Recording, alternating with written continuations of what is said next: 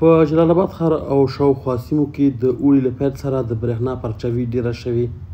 خلک شکایت کوي چې برېښنا نشتوالي ورځنی ژوند له سختو ستونزو سره مخ کړی او چارواکي باید دغه ستونزه ژر تر ژره حل کړي. د ښار یو شمېر اوسېدونکي وایي د هوا ګرمېدو سره برېښنا ستونزه لا زیاته شوې او دوی د ګرمو ورځو کاروبارونو او نورو چارو کې له ګڼو مشکلاتو سره مخ دي. د بجلی ډېر زیات مشکلات دي، خاص کر په ګرمۍ کې. کله چې د ګرمي راشي نو بیا مشکلات ډېر زیات دي، بجلي نه وي، ماشومان په تکلیف وي. نو زما د لوړو چارواکو نه دا هیلې دي چې مطلب دغه د ښار چې کومه بجلي ده دا دې برابره کړي چې ماشومانو ته هم تکلیف نه وي او سپین ږیرو او زنانو ته هم تکلیف نه وي. هر کال چې ګرمي راشي نو د جلال آباد ښار برکونه چې کوم دی دا ورک شي او د پټرول هم دومره ګران شوي که هر سړي د وسې کار نه دی چې هغه ځان ته مطلب جنریټر ولګوي.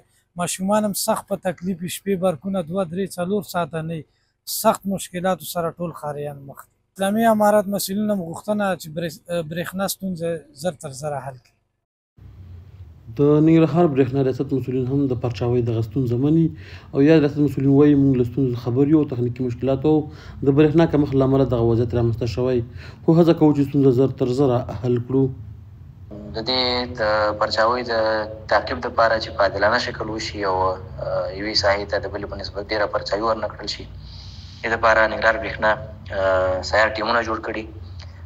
د چالانۍ او پرچاوۍ مشخص جدولونه لرو او زموږ دغه ټیم په 4 ساعته شکل او خصوصا د شپې د خوا نه تر سهاره پورې په ټول ښار کې ګرځي او جدول ورسره وي. دماغې جدول د مخې د هرې ساحې برېښنا چالانېږي او پرچاوېږي. د جلال آباد ښار او شاوخوا سیمو خلک هیله لري چې مسؤلین د برېښنا د دوامدارۍ پرچاوۍ ستونزه جدي ونیسي او د حل لپاره یې عملي ګامونه پورته کړي څو خلک وکولی شي د اوړي د تود موسم له ستونزو پرته تیر کړي. پژواک خبري اژانس د پیښو رښتینې هنداره